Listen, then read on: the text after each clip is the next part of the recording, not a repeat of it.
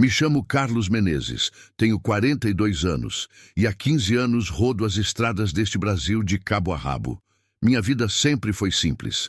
Acordar de madrugada, pegar a estrada, entregar a carga e voltar para casa em Contagem, Minas Gerais, onde minha esposa Marlene e meu filho Gustavo me esperam. Nunca fui de procurar confusão, sempre preferi manter a cabeça baixa e fazer meu trabalho direito. Mas naquela tarde de quinta-feira, perto de Igarapé, minha vida mudou para sempre. Era por volta das 3 da tarde, quando avistei uma figura curvada no acostamento da BR-381. O sol estava forte, típico do interior mineiro, e a poeira subia da estrada como uma nuvem amarelada. Meu Scania vermelho, que carinhosamente chamo de Guerreiro, vinha carregado com uma carga de eletrodomésticos para Belo Horizonte. Era mais uma viagem de rotina, dessas que eu já fazia no automático. Mas quando vi aquele velho caído, algo no meu peito apertou. Ele estava com as roupas rasgadas e sujas, sangue escorrendo pela testa e suas mãos tremiam enquanto acenou para mim. Não pensei 2 vezes. Minha mãe sempre me ensinou que não se passa direto quando alguém precisa de ajuda, ainda mais um idoso. Quem não ajuda, não merece ser ajudado, ela sempre dizia.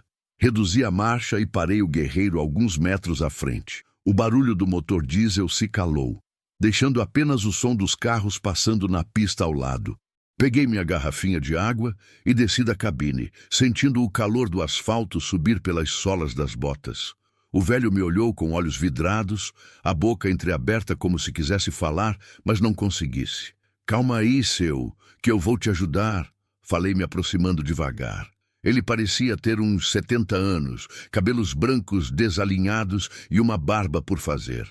A camisa azul estava manchada de sangue e terra, e ele segurava o braço esquerdo como se estivesse machucado. Foi quando me abaixei para verificar seus ferimentos que senti um calafrio subir pela espinha. Algo não estava certo. O sangue na testa dele parecia fresco demais. E os olhos, que antes pareciam confusos, agora tinham um brilho estranho. Um brilho que eu reconheci tarde demais. Obrigado por parar, caminhoneiro. Ele disse com uma voz que não combinava com sua aparência frágil. E então sorriu. Um sorriso que me gelou o sangue. Foi quando ouvi o barulho dos galhos se quebrando atrás de mim. Virei o rosto e vi 2 homens saindo do mato que ficava ao lado da estrada. Ambos empunhavam revólveres e caminhavam em minha direção com a confiança de quem já tinha feito aquilo muitas vezes antes. Não se mexe, caminhoneiro! Gritou o mais alto, um sujeito magro com tatuagem no pescoço. Fica aí quietinho que ninguém se machuca. O velho se levantou com uma agilidade que contradiz totalmente sua atuação anterior. Limpou o sangue falso da testa com a manga da camisa e riu alto. Pescamos mais um, meninos, e olha só que beleza de caminhão. Meu coração disparou. 15 anos na estrada e eu tinha caído numa armadilha como um novato. Senti uma mistura de raiva e medo subindo pela garganta. A imagem da minha família passou pela minha mente como um filme em câmera lenta. Marlene esperando minha chegada com o jantar pronto, Gustavo fazendo o dever de casa na mesa da cozinha. Você escolheu o alvo errado hoje. Pensei comigo mesmo, mas não disse nada. Aprendi na estrada que em situações assim é melhor ficar quieto e observar. Os 3 homens me cercaram, mantendo as armas apontadas para mim. O falso velho agora comandava a operação com naturalidade. Tá vendo, caminhoneiro? Você foi bonzinho demais. Não podia ter passado direto igual aos outros. Ele disse, balançando a cabeça em falsa decepção. Agora vai ter que colaborar com a gente. Queremos o caminhão e a carga. Simples assim. O segundo homem, mais baixo e atarracado, com uma cicatriz no rosto, riu e cuspiu no chão. Esses caminhoneiros são todos iguais, né, chefe? Pensam que são bonzinhos, mas na hora do vamos ver, choram igual criança.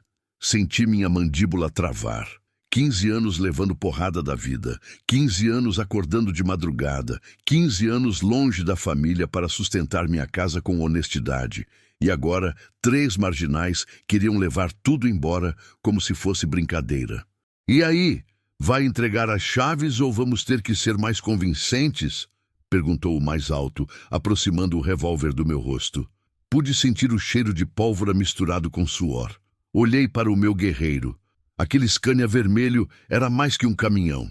Era minha ferramenta de trabalho, meu ganha-pão, meu orgulho. Comprei ele usado há 5 anos, mas cuidava como se fosse novo. Cada prestação paga era uma vitória. Cada viagem concluída era uma conquista. As chaves estão no contato, respondi com a voz firme, surpreendendo até a mim mesmo. Mas vocês não sabem com quem estão lidando. O falso velho franziu a testa. Como é que é, caminhoneiro? Tá querendo bancar o herói? Olha bem em volta. São 3 contra 1. E nós estamos armados. Pois é, falei devagar. 3 covardes contra um homem de bem. As contas não fecham a favor de vocês. O baixinho avançou em minha direção, mas o chefe fez um sinal para ele parar. Calma, Zé. O caminhoneiro tá nervoso, é normal. Logo, logo ele vai entender a situação. Mas eu não estava nervoso, estava calculando. 15 anos na estrada me ensinaram a ler pessoas, a perceber detalhes que outros não veem. E estava percebendo várias coisas interessantes sobre aqueles 3. Primeiro, o revólver do mais alto estava com o tambor fechado, mas pela forma como ele segurava, parecia não ter muita experiência com armas. Segundo, o baixinho estava ansioso, suando muito e olhando constantemente para a estrada como se esperasse alguém. Terceiro, o falso velho estava confiante demais, relaxado demais. Erro clássico de quem subestima o adversário. Sabe o que é, rapaziada? Falei assumindo um tom mais calmo. Vocês podem levar o caminhão mesmo. Eu não vou resistir. Só me deixem pegar uma coisa da cabine primeiro. Os 3 se entreolharam desconfiados. Que coisa? Perguntou o chefe. Uma foto da minha família. É tudo que tenho de valor de verdade. O resto é só ferro e metal. O falso velho riu. Olha que bonitinho. O caminhoneiro é sentimental. Pode ir mais rápido. E nada de gracinha. Caminhei lentamente em direção à cabine, sentindo os olhares dos 3 em minhas costas. Minha mente trabalhava a 1000 por hora. Sabia que tinha apenas uma chance de virar aquele jogo e ela estava escondida embaixo do banco do motorista. Subi na cabine com movimentos calculados, fazendo questão de parecer derrotado e resignado. Peguei realmente uma foto da Marlene e do Gustavo que fica grudada no painel. Minha maior motivação em todas as viagens. Mas minha verdadeira intenção estava embaixo do banco do motorista. Há 2 anos, depois de ouvir várias histórias de assaltos na estrada, resolvi me precaver. Comprei uma espingarda calibre 12 de cano curto e a escondi numa cavidade que eu mesmo fiz, embaixo do banco. Nunca precisei usar, mas sempre soube que um dia ela poderia salvar minha vida. "Anda logo, caminhoneiro, não temos o dia todo", gritou o baixinho lá de fora. Já vou, respondi, abrindo discretamente o compartimento. Senti o metal frio da espingarda em minhas mãos. Meu coração batia forte, mas minha mente estava clara. Eram eles, ou eu. E eu tinha uma família me esperando em casa. Desci da cabine segurando apenas a foto, mantendo a arma escondida atrás das costas. Os 3 continuavam na mesma posição, confiantes demais em sua superioridade numérica. "Pronto, peguei o que queria", falei mostrando a foto. "Agora vocês podem levar o caminhão." O falso velho se aproximou, curioso para ver a imagem. "Deixa eu ver essa família bonita que você tanto ama." Foi o erro que eu estava esperando. No momento em que ele se aproximou o suficiente, revelei a espingarda e apontei diretamente para seu peito. O clique do ferrolho sendo puxado ecoou no silêncio da tarde. "Agora a situação mudou, não é mesmo?" Falei com uma frieza que nem eu sabia que tinha. Os outros 2 ficaram paralisados. O revólver do mais alto tremeu em suas mãos e o baixinho deu 2 passos para trás. "Calma aí, caminhoneiro", disse o falso velho, subitamente não tão confiante. "Não precisa disso, era só uma brincadeira." "Brincadeira?" repeti, mantendo a arma firme.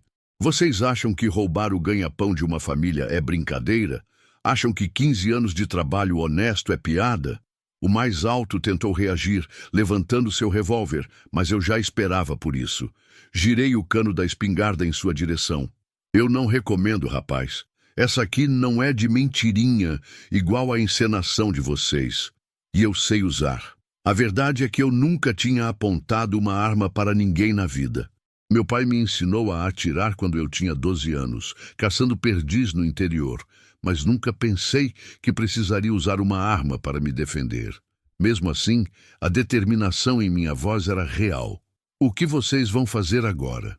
perguntei, mantendo os três na mira.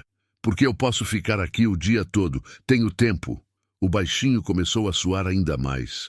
"Chefe, essa não estava no plano, o cara tá armado." "Eu tô vendo que ele tá armado, seu burro", rosnou o falso velho. Então me olhou nos olhos e percebi algo que não esperava. Medo. "Olha aqui, caminhoneiro. Vamos fazer um acordo. A gente vai embora e ninguém fala nada pra ninguém. Que tal?" "Acordo?" Ri sem humor. "Depois de vocês tentarem me roubar, querem fazer acordo? Vocês já pensaram em quantas pessoas já caíram nessa armadilha? Quantas famílias já sofreram por causa de vocês?" A raiva que estava guardada no meu peito começou a sair. Não era só raiva pela tentativa de assalto, mas raiva por toda a injustiça que eu via nas estradas, por todos os trabalhadores honestos que eram prejudicados por gente sem caráter. "Sabem o que é?" falei, ainda mantendo a espingarda apontada para eles. "Vocês vão largar essas armas no chão, bem devagar, e vão se sentar ali no meio-fio. Vou chamar a polícia." "Não, não pode fazer isso!" gritou o baixinho desesperado. "Eu tenho família também. Meus filhos dependem de mim." "Dependem de você? Para quê? Para aprender a roubar também?" rebati. "Vocês escolheram o caminho errado." Foi quando algo inesperado aconteceu. Uma viatura da polícia militar apareceu na curva, vindo em nossa direção. O barulho da sirene fez todos nós olharmos para a estrada. Meu coração disparou. Será que alguém tinha ligado para a polícia? O carro parou alguns metros à nossa frente, e 2 policiais desceram rapidamente, já com as armas em punho. Um deles era sargento, pelo que pude ver nos ombros do uniforme, e o outro era um soldado jovem. "Larguem as armas, todos no chão!" gritou o sargento. A situação ficou confusa por alguns segundos. Eu estava com a espingarda, os bandidos estavam com revólveres, e agora tinha 2 policiais na jogada. Rapidamente levantei uma das mãos, mantendo a espingarda baixa. "Sou eu quem precisa de ajuda, sargento. Eles tentaram me assaltar!" gritei. O soldado jovem pareceu confuso, mas o sargento, um homem experiente de uns 50 anos, rapidamente avaliou a situação. Viu meu caminhão, viu as roupas dos bandidos, viu minha postura defensiva. "Você é o caminhoneiro?" perguntou para mim. "Sou sim, senhor. Carlos Menezes." Eles armaram uma emboscada, fingiram que o velho estava machucado para eu parar. O falso velho tentou uma última cartada. "Não é verdade, sargento. Nós estávamos apenas conversando quando esse maluco apareceu com essa espingarda nos ameaçando." Mas o sargento não era novato. Olhou para as roupas sujas do falso velho, para o nervosismo dos outros 2, para minha postura claramente defensiva. "É mesmo?" perguntou ironicamente. "E vocês estavam conversando sobre o quê? O preço do feijão?" "Eles queriam levar meu caminhão, sargento. Tenho 15 anos de estrada, nunca me meti em confusão. Só parei para ajudar o que pensei ser um idoso machucado." O policial mais jovem se aproximou cautelosamente dos bandidos. "Sargento, achei isso aqui no chão", disse mostrando uma pequena bolsa plástica com um líquido vermelho. "Parece ser sangue falso." A mentira dos bandidos desabou completamente. O falso velho baixou a cabeça derrotado. Os outros 2 se entreolharam, sabendo que não havia mais como negar. "Pronto, agora sabemos quem estava mentindo", disse o sargento. "Vocês 3 no carro. E você, caminhoneiro, pode baixar a arma. A situação está controlada." Senti um alívio imenso tomando conta do meu corpo. As pernas ficaram bambas e só então percebi que estava tremendo. A adrenalina que me mantinha firme começou a diminuir e a realidade do que tinha acontecido bateu forte. "Obrigado, sargento." Muito obrigado mesmo. Não precisa agradecer. Para isso que a gente está aqui. Enquanto os policiais algemavam os 3 bandidos, o sargento se aproximou de mim. Posso ver sua documentação e a do caminhão? Fui até a cabine pegar os documentos, mas minhas mãos ainda tremiam. O sargento percebeu. Primeira vez passando por isso? Perguntou. Primeira e espero que seja a última, respondi. 15 anos de estrada e nunca tinha visto nada assim. Você fez a coisa certa, Carlos, disse o sargento depois de conferir meus documentos. Mas teve sorte também. Esses 3 já estão na nossa mira há meses.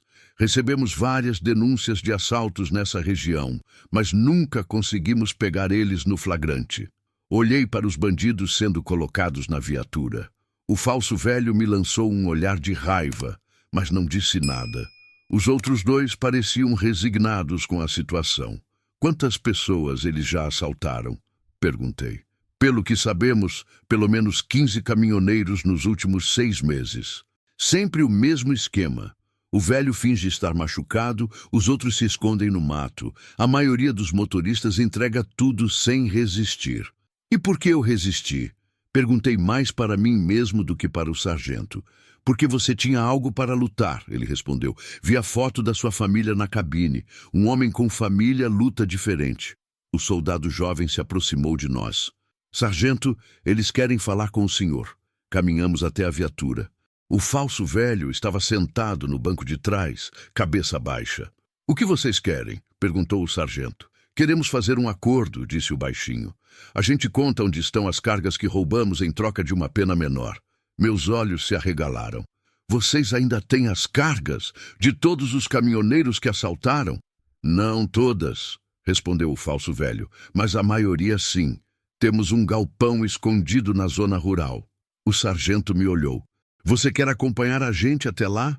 Vai ser importante ter uma testemunha. Olhei para o relógio. Já passava das 5 da tarde e eu tinha prometido a Marlene que chegaria em casa antes das 8. Mas algo me dizia que eu precisava ver isso até o final. Vou sim, sargento, mas preciso ligar para minha esposa. Peguei o celular e disquei para casa. Marlene atendeu no segundo toque. Oi, amor, você já está chegando? Marlene, aconteceu uma coisa aqui.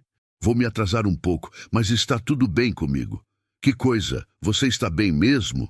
Estou sim. Te conto tudo quando chegar. Só não se preocupe, tá? Carlos, você está me preocupando. O que aconteceu? Depois eu explico tudo direitinho. Te amo. Eu também te amo. Toma cuidado. Desliguei o telefone com o coração apertado. Odiava preocupar a Marlene, mas sabia que ela entenderia quando soubesse da história completa. Seguimos em comboio. A viatura da polícia na frente, meu guerreiro atrás. O galpão ficava numa estrada de terra, uns 20 quilômetros para dentro da zona rural. O lugar era isolado, perfeito para esconder produtos roubados. Quando chegamos, não podia acreditar no que via. O galpão era enorme e estava cheio de mercadorias. Eletrodomésticos, peças de carro, produtos alimentícios, material de construção. Meses de crimes organizados estavam ali, representando o sofrimento de dezenas de famílias trabalhadoras. Meu Deus, murmurei, tudo isso? Pois é, disse o sargento. Vai dar muito trabalho para devolver tudo para os donos. Alguns nem vão conseguir recuperar, porque a mercadoria já estragou ou foi vendida. Caminhei entre as pilhas de produtos, pensando em quantos caminhoneiros como eu tiveram seu sustento roubado ali. Quantas famílias passaram dificuldade porque esses criminosos achavam que podiam tomar o que não era deles. Enquanto os policiais faziam o inventário das mercadorias encontradas, eu continuava andando pelo galpão, observando tudo com um misto de tristeza e revolta. Foi quando vi algo que me fez parar de súbito, uma caixa com o nome Transportadora Menezes, escrito à mão. Meu coração disparou. Transportadora Menezes era o nome da pequena empresa do meu primo Júnior, que também era caminhoneiro. Nos falávamos pouco, mas sabia que ele trabalhava na região metropolitana de Belo Horizonte. Sargento! Chamei, apontando para a caixa. Essa caixa tem o nome da empresa do meu primo. O policial se aproximou e examinou a embalagem. Vamos abrir para ver o que tem dentro. Quando abriram a caixa, encontramos documentos, carteira de motorista e uma corrente de ouro que reconheci imediatamente. Era a corrente que Júnior ganhara da mãe dele, minha tia Conceição, no dia em que tirou a carteira de motorista. Essa corrente, ela é do meu primo Júnior, disse com a voz trêmula. Ele nunca tiraria isso do pescoço. Nunca.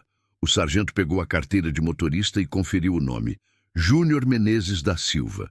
A foto era dele mesmo, sorrindo como sempre fazia nas fotos. Quando foi a última vez que você falou com seu primo?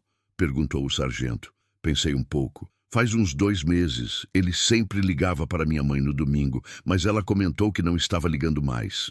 Um frio na barriga tomou conta de mim. O sargento e o soldado se entreolharam com uma expressão séria. Vou chamar esses 3 para conversar, disse o sargento, caminhando em direção à viatura. Trouxe o falso velho algemado até onde estávamos. Mostrou a corrente de ouro para ele. Você conhece isso aqui? O homem ficou pálido, mais pálido do que já estava. Começou a gaguejar. Eu nunca vi isso antes. Não minta para mim, disse o sargento com voz firme. Onde está o dono dessa corrente? O silêncio que se seguiu foi ensurdecedor. Senti minhas pernas ficarem fracas. Sabia que a resposta que estava por vir mudaria tudo. Ele reagiu, murmurou o falso velho, sem conseguir me olhar nos olhos. Não era para ter acontecido isso. Ele estava armado também, igual a você. Mas quando sacou a arma... O que aconteceu com meu primo? Perguntei, sentindo a voz sair rouca da garganta. Zé atirou. Foi legítima defesa. Ele ia atirar na gente. Meu mundo desabou. Júnior estava morto. Meu primo, que tinha a mesma idade que eu, que começou a trabalhar como caminhoneiro na mesma época, que tinha uma filha pequena para criar, estava morto por causa desses criminosos. Onde está o corpo? Perguntou o sargento. A gente enterrou ali atrás, no mato. Caí de joelhos no chão de cimento do galpão. A corrente de ouro na minha mão pesava como se fosse feita de chumbo. Pensei na minha tia Conceição, que ainda não sabia que tinha perdido o filho. Pensei na Júlia, filha do Júnior, que com apenas 8 anos ficaria órfã de pai. Carlos, sinto muito, disse o sargento, pousando a mão no meu ombro. Levantei devagar, limpando as lágrimas que não percebi que estavam escorrendo. Olhei para o assassino do meu primo, que mantinha a cabeça baixa. Por que vocês fizeram isso? Perguntei. Ele tinha uma filha pequena. Uma filha que agora vai crescer sem pai. A gente não queria matar ninguém, disse o falso velho. Era só para pegar os caminhões e vender, mas seu primo reagiu. Reagiu porque vocês estavam roubando ele, porque ele trabalhava honestamente e vocês queriam levar tudo embora. A raiva que senti foi diferente de tudo que já tinha experimentado na vida. Era uma mistura de dor, revolta e um desejo de justiça que queimava no peito como fogo. O sargento chamou reforços e uma equipe especializada para localizar o corpo do Júnior. Enquanto esperávamos, fiquei sentado na caçamba do meu caminhão, segurando a corrente de ouro e pensando em como ia contar aquilo para a família. Carlos, disse o sargento se aproximando. Sei que está sendo difícil, mas vou precisar que você mantenha a calma. Esses homens vão responder pelos crimes deles, incluindo o homicídio do seu primo. Sargento, posso fazer uma pergunta? Como vocês souberam que tinha alguma coisa acontecendo aqui hoje? Recebemos uma denúncia anônima. Alguém ligou dizendo que tinha visto movimentação suspeita nesta região. Por isso, estávamos patrulhando a área quando encontramos vocês. Uma dúvida começou a crescer na minha mente. Denúncia anônima? Que tipo de pessoa conhece esses bandidos e resolve denunciar? Às vezes é alguém da própria família, alguém que se cansou de ver os parentes no crime. Ou pode ser um rival, alguém que está disputando território. Enquanto conversávamos, chegaram mais 2 viaturas e um carro do IML. A situação estava ficando séria e eu sabia que nas próximas horas teria que dar muito depoimento e responder muitas perguntas. Mas nada disso importava. O que importava era que a justiça fosse feita. Os peritos começaram a trabalhar, procurando evidências no galpão e se preparando para encontrar o corpo do Júnior. Eu não queria ver aquilo, mas sabia que precisava ficar até o final. Era o mínimo que podia fazer pelo meu primo. Foi quando o soldado jovem se aproximou de mim com uma expressão estranha no rosto. Carlos, posso falar com você um momento? Caminhamos alguns metros para longe dos outros. O que foi, soldado? Eu conheço você de algum lugar. Seu rosto me parece familiar. Franzi a testa. Não me lembro de ter te visto antes. Você é de onde? Sou de Contagem mesmo. Moro no bairro Eldorado. Eldorado? É perto da minha casa. Moro no conjunto Água Branca. E você tem um filho que estudava na escola estadual Dom Cabral? Meu coração pulou. Tenho sim. Gustavo. Ele estudou lá até o ano passado. O soldado sorriu. Eu sou o Rodrigo. Estudei com ele. Lembro de você indo buscá-lo de caminhão algumas vezes. Rodrigo? O menino que jogava futebol com o Gustavo? Esse mesmo, que coincidência incrível. Como ele está? Está bem. Está no 2º ano do ensino médio agora. E você? Virou policial? Sim, me formei na academia ano passado. Sempre quis seguir carreira militar. Por alguns minutos, conversamos sobre os velhos tempos, sobre o Gustavo, sobre como a vida tinha mudado. Era estranho encontrar um conhecido do meu filho numa situação como aquela, mas de alguma forma me trouxe um pouco de paz. Carlos, disse Rodrigo ficando sério novamente, quero que saiba que você fez a coisa certa hoje. Muita gente teria entregado o caminhão e ido embora. Mas você enfrentou esses caras e ajudou a gente a prender uma quadrilha perigosa. Não me sinto como um herói, Rodrigo. Me sinto triste. Triste pelo meu primo. Triste por todas as famílias que foram prejudicadas por esses bandidos. Mas é exatamente por isso que você é um herói. Porque você sente isso. Porque você se importa. Já passava das 8 da noite quando os peritos encontraram o corpo do Júnior. Eu não quis ver, mas soube pelo movimento das pessoas que tinham achado o local.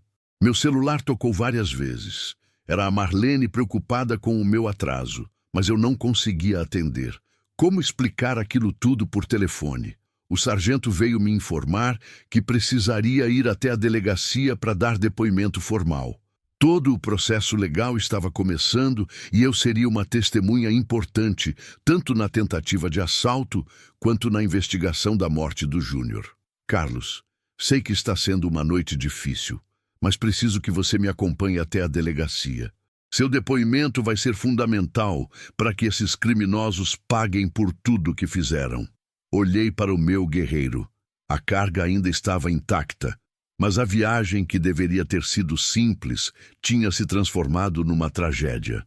Posso levar meu caminhão? Pode sim. O Rodrigo vai te acompanhar para ter certeza de que você chegue bem. No caminho para a delegacia de Igarapé, minha mente não parava de trabalhar. Pensava no Júnior, na tia Conceição, na pequena Júlia. Como uma família normal, trabalhadora, pode ter a vida destruída tão rapidamente? Como eu ia contar para minha tia que o filho dela estava morto? Chegando na delegacia, percebi que a notícia já tinha se espalhado. Havia jornalistas na porta, câmeras de TV, repórteres com microfones. O Rodrigo me ajudou a entrar pela porta dos fundos para evitar o tumulto. Que circo é esse? Perguntei. A prisão dessa quadrilha é uma notícia grande, explicou o delegado, um homem calvo de uns 45 anos. Eles vinham aterrorizando os caminhoneiros da região há meses. Você ajudou a resolver um caso que estava nos dando muito trabalho. Durante 2 horas, contei toda a história desde o momento em que vi o falso velho no acostamento até a descoberta do galpão. Cada detalhe foi registrado, cada palavra pesada e documentada. Era como reviver tudo novamente, só que dessa vez de forma oficial. Carlos, preciso te perguntar sobre a espingarda, disse o delegado. Você tem porte de arma? Não tenho, doutor. Comprei ela há 2 anos para me defender, mas nunca imaginei que fosse precisar usar. Entendo. Dadas as circunstâncias, você agiu em legítima defesa. Mas vou ter que apreender a arma para a perícia. Tudo bem, doutor. Eu só quero que a justiça seja feita. Quando finalmente terminei de dar o depoimento, já passava da meia-noite. Rodrigo me acompanhou até o estacionamento da delegacia. Carlos, você vai ficar bem dirigindo? Foi um dia pesado. Vou sim, Rodrigo. Preciso chegar em casa. Minha família está me esperando. Manda um abraço para o Gustavo. Diz que o Rodrigo da escola perguntou por ele. Pode deixar. E obrigado por tudo hoje. Você foi um anjo na minha vida. A viagem de volta para Contagem foi a mais longa da minha vida. Cada quilômetro parecia durar uma eternidade. O guerreiro ronronava suavemente na estrada vazia, mas minha mente estava longe dali. Estava pensando em como as coisas poderiam ter sido diferentes. E se eu tivesse passado direto igual aos outros caminhoneiros? E se não tivesse a espingarda escondida? E se a polícia não tivesse aparecido na hora certa? Mas, principalmente, estava pensando no Júnior.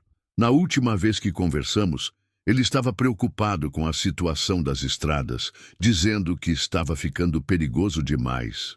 Carlos, acho que vou procurar outro trabalho, ele tinha dito. Esse negócio de caminhão não está valendo mais a pena. Cheguei em casa às 2 da madrugada.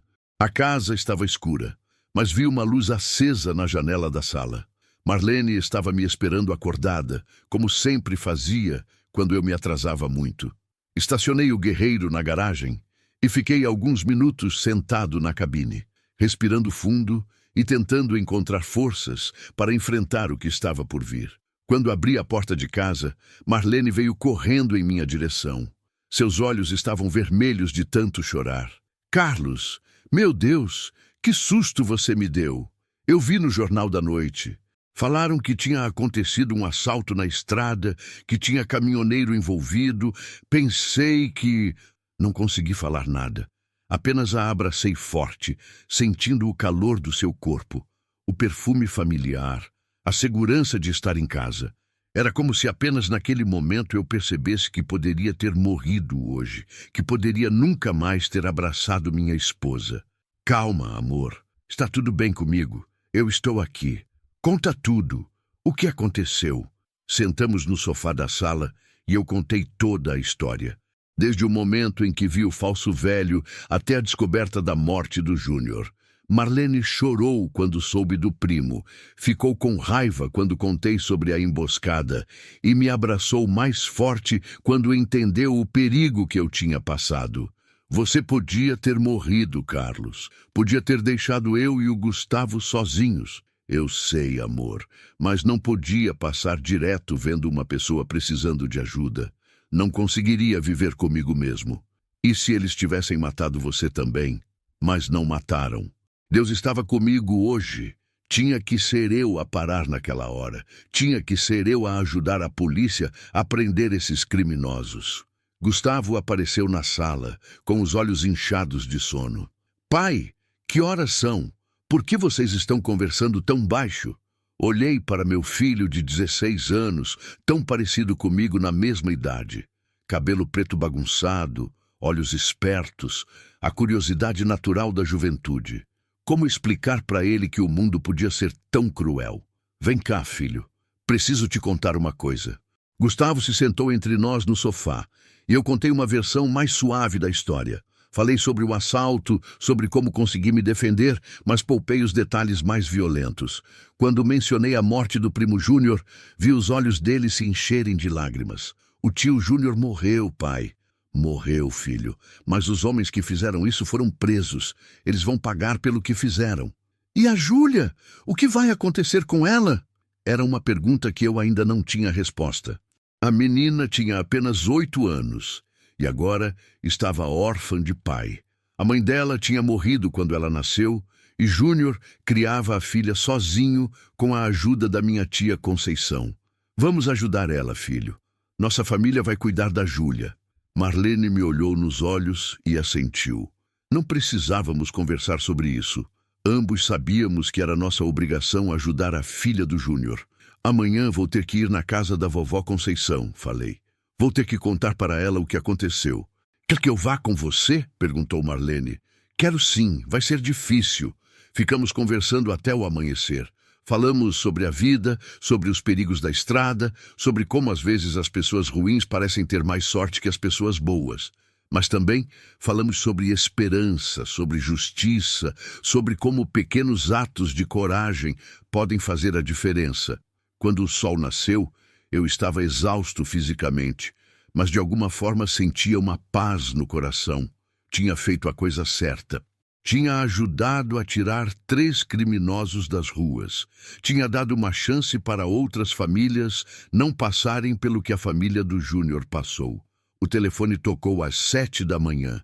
Era o delegado. Carlos, bom dia. Sei que você não dormiu muito, mas tenho uma notícia importante.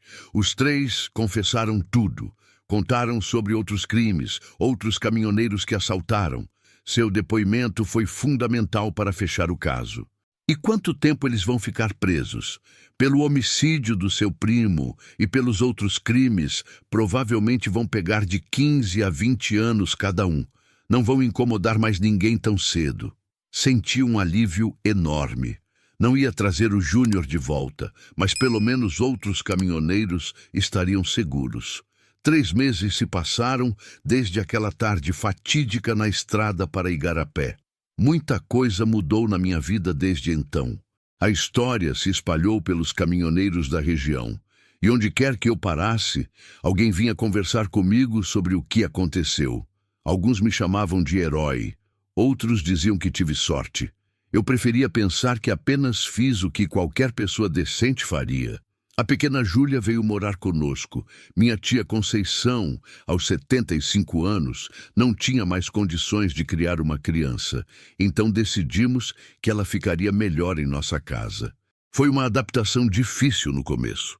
A menina estava traumatizada pela perda do pai e levou semanas para conseguir dormir sem ter pesadelos. Mas aos poucos, com muito carinho da Marlene e brincadeiras com o Gustavo, ela foi se adaptando.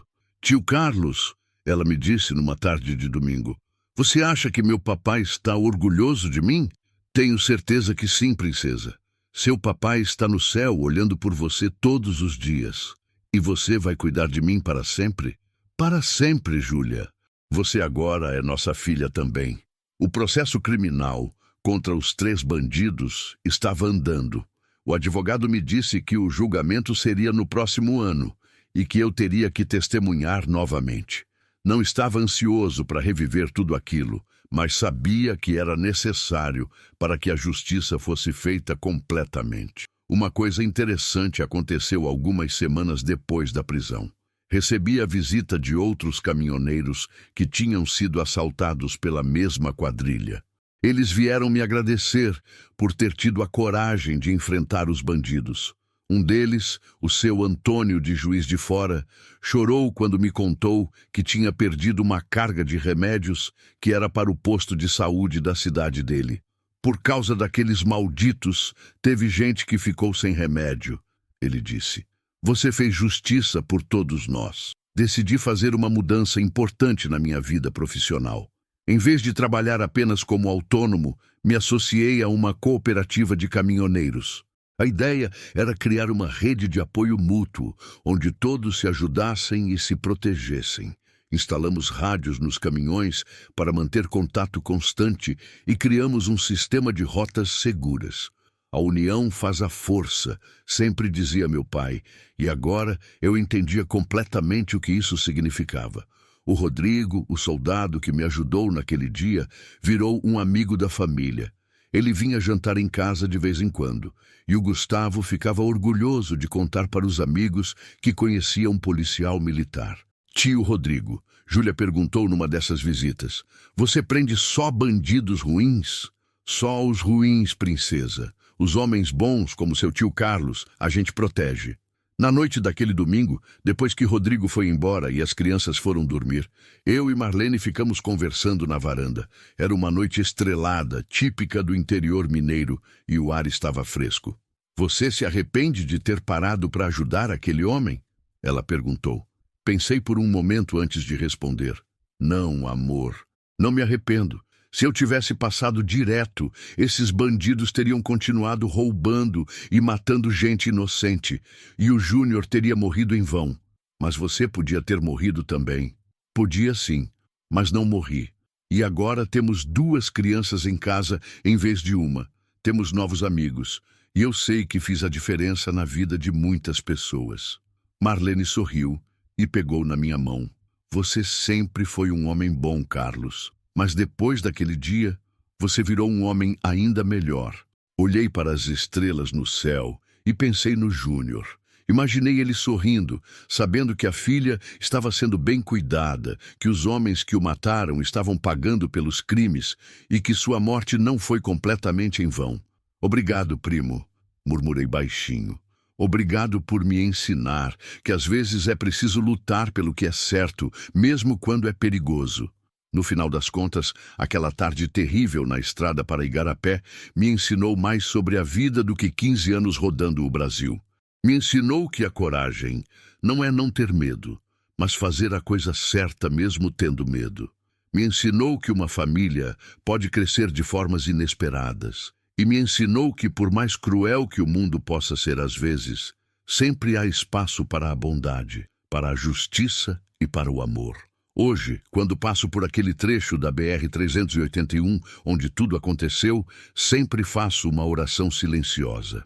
Uma oração pelo Júnior, pelas famílias que foram prejudicadas pelos criminosos, e um agradecimento a Deus por ter me dado força para fazer a coisa certa naquele momento. A estrada continua sendo minha vida, mas agora ela tem um significado diferente. Não é apenas um trabalho, é uma missão. Uma missão de levar não apenas cargas de um lugar para outro, mas também esperança, solidariedade e a certeza de que ainda existem pessoas boas no mundo. E quando a pequena Júlia crescer e me perguntar sobre o pai dela, vou contar que ele foi um homem honesto, trabalhador e corajoso.